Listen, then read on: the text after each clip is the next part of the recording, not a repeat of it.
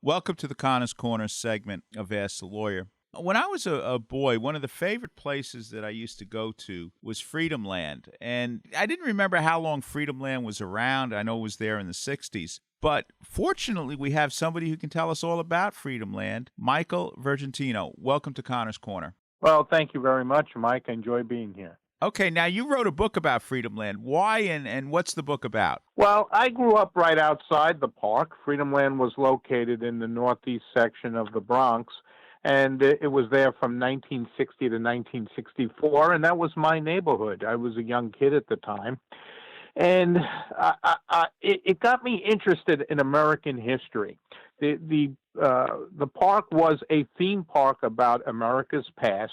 Probably the only one ever created and the only one that ever will be seen in America that totally had to do with American history. And over the course of my professional career as a journalist, a marketing executive, and in public relations, I gravitated a lot to writing about or publicizing a lot about history, about the history of my clients. And it all went back to the roots of my love for American history, and it specifically Freedomland really got me interested in the American Civil War because there was a Civil War attraction at the park. So this morphed into my writings, my online writings, my magazine writings, and eventually into social media. And I had seen memory pages for other things that we baby boomers grew up with, and including other amusement parks and theme parks, but there wasn't anything about Freedomland. So I started one about 9 years ago, and then it continued to grow, and eventually a publisher came to me and said, I think there's a book in here somewhere, and the book came out earlier this year. Now, whose idea was Freedomland? How did it get started? Freedomland has affiliations or associations with Disneyland. The builder of Disneyland for Walt Disney eventually left the Disneyland and started his own company. And he started building theme parks across the country. Now, he built these theme parks, but he did not fund them. And he did not manage them. These were done by independent entrepreneurs, investors in each city across the country. So he built one first in Golden, Colorado in about 1958.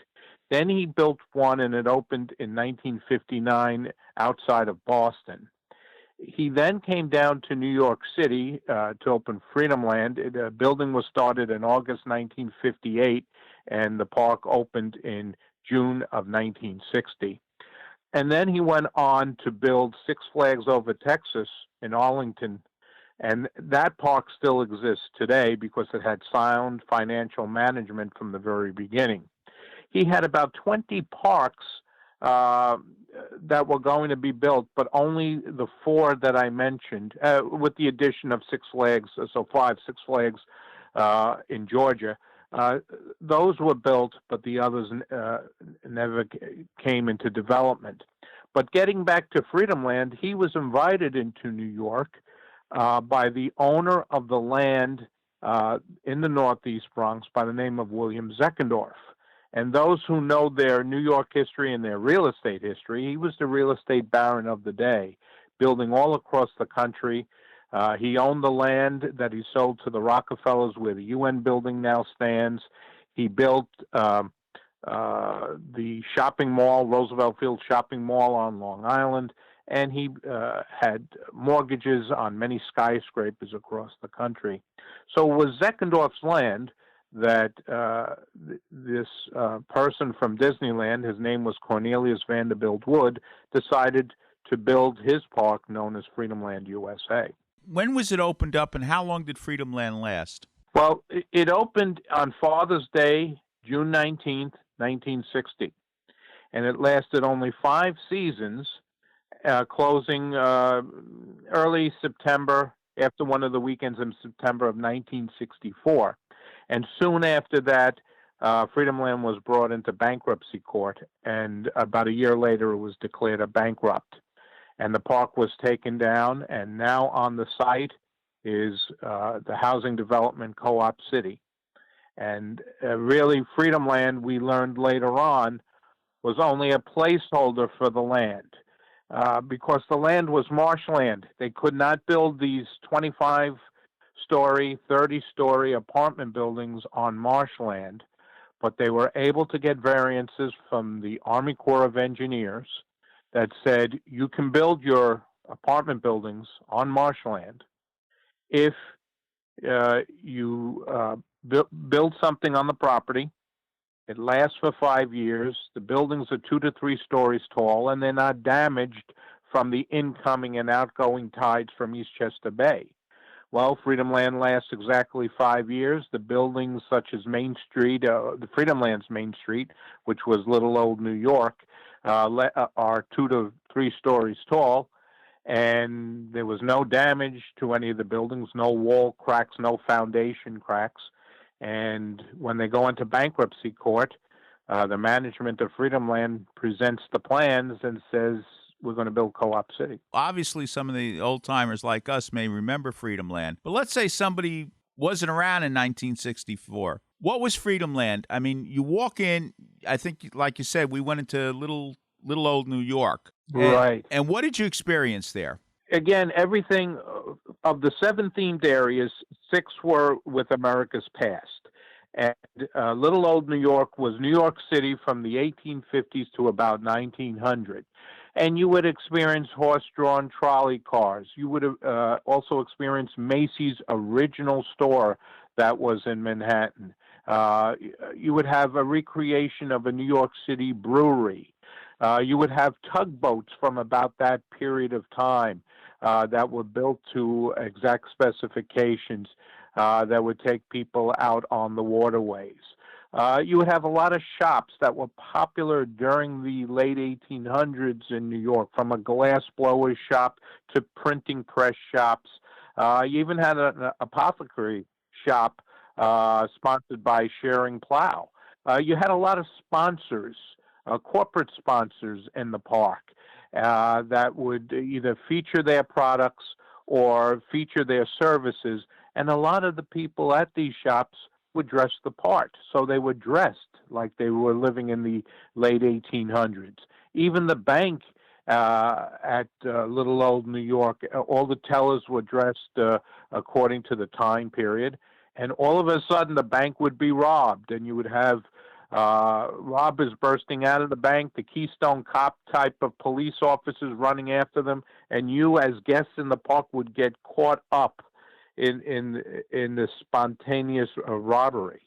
So that's what you would experience in little old New York. And then in the other themed sections, you would experience similar themes and rides and attractions to those periods of time. I guess for us, the favorite part of the park was the Civil War grounds. Can you describe that for the audience? Sure. The Civil War ride was located in the New Orleans Mardi Gras section of the park, one of the 7 sections. And when they were developing the park, they had initially an idea to do a huge commemoration to Bunker Hill up in Boston. And that is because this was, after all, Freedomland, U.S.A. That was the name of the park. But expenses were getting a little out of hand, so they curtailed that part of the park. But they decided we're in the early 1960s. It's the 100th anniversary of the commemoration of the American Civil War. So we needed to have a Civil War attraction.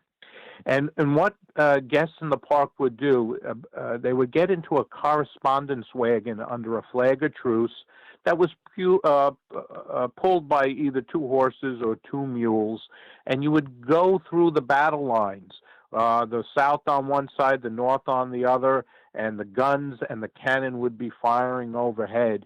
And you would go through this attraction until you, through battlefields, through camp life, until you got to the very end, which was the surrender at Appomattox Courthouse. What is interesting about this ride is because the builder and creator of Freedomland had originally come from Disneyland, he knew all about audio animatronics, which was just in its infancy back then. So a number of the figures in the Civil War attraction were moving, much as we see today in Disney and Pirates of the Caribbean, where we see the characters move and do various things. This was the infancy of it, and some of them were doing it in the Civil War attraction. All right, now there were other parts. There was the Old West and San Francisco. What was in the Old West? Well, the Old West, you would start with the Great Plains, and that's where Fort Calvary was. And like you, I grew up on the westerns of the 50s and the 60s, and boy, you really loved seeing a fort and making believe that you were one of the soldiers in the fort. You would also have there a farm that was sponsored by Borden's to show what the plains were like out west and how they raised crops and raised cattle. You also had another western section called the Old Southwest, which was like a Tombstone and a Tucson, Arizona. And in both locations, you could have gunfights breaking out at any time. You know, the bad guys running in, the sheriff and his deputies running out to capture them. And unlike in a park today, back then, you know, when you arrested the bad guys, they actually would simulate a hanging of anyone who had shot down one of the good guys. You wouldn't get away with that in a park today. But you had all the attractions, whether they were burro rides, whether they were steers. You had the Pony Express. You had stagecoach rides. You had all this going into the throughout the two Wild West sections of the park. Now, you did mention San Francisco. This was San Francisco of the year of the earthquake, and there was actually a dark ride, which is one of those rides where you get into a vehicle. It's usually on a rail, and you go through various rooms, and it's a dark ride because most of the interior is dark, so you could see all the illuminations, all the items that are contained within the ride. And there was one called Earthquake, which simulated the earthquake, and very popular with park guests. And it was so popular that when Freedomland closed, two of its dark rides, including Earthquake, moved out to Cedar Point at the amusement park out there in Ohio, and it lasted for about another 20 years. And I speak to a lot of people from the Midwest when I was doing the book, when I do the Facebook page for Freedomland, and a lot of them just love talking about Earthquake and never knew that it originally came from the Bronx. They thought it was unique to their park. Why did it go into bankruptcy? Well, technically, Freedomland was a placeholder for the land. It really was doomed to fail even before the first shovel of dirt was turned over to build the park. But that was not known to the creator, C.V. Wood, nor was it known to any of the kids or their parents at the time. The city at the time knew that they were going to have problems with the population in certain parts of the city. They knew this as early as the mid-1950s. Also, already in the plans was they knew that the South Bronx was going to have its problems, and in the 1970s we saw the problems, and we hear the stories of the Bronx's burning. People were going to leave certain areas of the city. And a lot of it were the Jews, the Italians, the Irish, the Germans, the Poles who had lived in certain areas of the city, including the South Bronx, as their children were returning from serving in World War II or serving in the Korean War.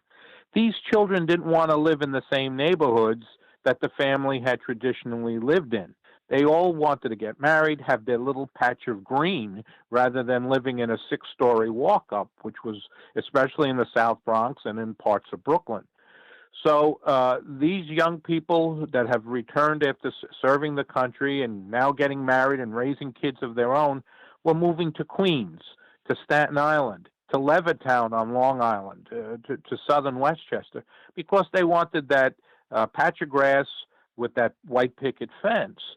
So these populations were going to move out of the city. Well, the city had to find a way to keep them within the boundaries of the city, not only because of the jobs that these people filled, but because of the tax base. More people living in the city, more taxes are paid. So the city starts creating developments in certain sections of the city. They had Rochdale Village out in Queens that they created about this time, Starrett City out in Brooklyn, and then there's Co-op City in the Bronx. But Co-op City was the one they couldn't start building right away because, as I mentioned earlier, it was marshland, and they couldn't put these high-rise buildings on the marshland. So by the time Freedomland came to its end, they were really driving it into the ground so they could file for bankruptcy, so they could present the plans for Co-op City, which had already been approved to put high-rise buildings on the marshland with the land variances that had been arm-twisted, I say arm-twisted, out of the Army Corps of Engineers. And why I say arm-twisted is because you had big politicians involved, such as New York City Mayor Wagner, New York Governor Nelson Rockefeller. You had Robert Moses involved. You even had the Teamsters Union involved. They were a big player in the jobs at Freedomland, and now they wanted jobs to build Co-op City. So there were a lot of powers that were circling on the land in the North Bronx and said, we can put this to better use than to have it as a theme park. Now, William Zeckendorf, who owned the land, had gone bankrupt himself and his company by 1963. So he had eventually he had no say really in the development of his own property. He loved Freedomland. He wanted to keep it. He wanted to possibly consolidate it from 85 acres to maybe 30 acres. But again, since his company went bankrupt, that wasn't part of the scenario. There was also talk of moving it brick by brick and attraction by attraction down to Dunedin, Florida. But in about 1964, as they're looking at this possibility unknown to the public, because the public thought Freedomland would continue to exist throughout the 60s and beyond, at this time, the people down in Dunedin got wind that Walt Disney was looking at property in Florida, and that killed the idea. And because once Walt Disney built Walt Disney World down in Florida, all the small little amusement areas in Florida, family owned, a lot of them just went out of business. Why do you think we should remember Freedomland? I mean, it was 5 years. It was an amusement park. But you're saying their Facebook pages and whatever. What kind of social media is involved with the memory of Freedomland? Well, what I did is I started about coming on 10 years now, a Facebook page that's known as Freedomland U.S.A., the world's largest entertainment center. We have more than 10,000 followers to that page. It's the reliving of our childhood. I had noticed that as social media was starting up, there were a lot of pages that were helping baby boomers remember their childhood years. And in New York, there were Facebook pages for the original Coney Island, for Palisades Amusement Park, and for some of the other parks that had existed, large or small, throughout the New York metropolitan area. And I decided to start one about Freedomland, and then eventually I expanded to Twitter and also to Instagram. But I, on the Facebook page, I don't just post a picture and say, hey, remember this attraction. I go in depth into the story. Why was that attraction created? Where was it situated in the park? Who drew the original concepts? What company manufactured the attraction? So I go in depth not only to the stories of the attractions, but to all the character actors who perform there. When I can learn their names, I trace them back. Some go back to being on the Broadway stage. I also talk about a lot of the name entertainers of the day who ended up performing in Satellite City section of the park, which is was the only contemporary area of the 7 themed areas. And Satellite City focused on the space race between Russia and the United States. It was sort of like a recreation of Cape Canaveral. And they placed in there in 1961 a band shell and the world's largest outdoor dance floor, and would have such entertainers as Benny Goodman and his orchestra, Harry James, Count Basie, Duke Ellington, and then the singers such as Paul Anka, Dion DiMucci, the Lennon Sisters, Tony Bennett, to attract crowds, older crowds that just weren't interested in the history like the children were, but to attract older teenagers, adults in their 20s, and even then our parents' generation, the greatest generation who were in their 30s and into their 40s who liked the big band music.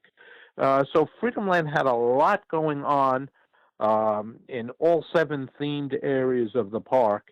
And I feel that if they had adapted with the times over the years, that park would still be with us today, much like Six Flags Over Texas in Arlington, which had the same kind of themes as Freedomland, is still with us today, but has adapted to the changes in public taste. The only thing was with Freedomland is that its fate was written even before it was built, and they were going to use Freedomland as the placeholder to build Co-op City. Where can somebody learn, let's say, on social media, where can people learn more about Freedomland? Well, they can come to my page, which is Freedomland U.S.A., the world's largest entertainment center. That's on Facebook.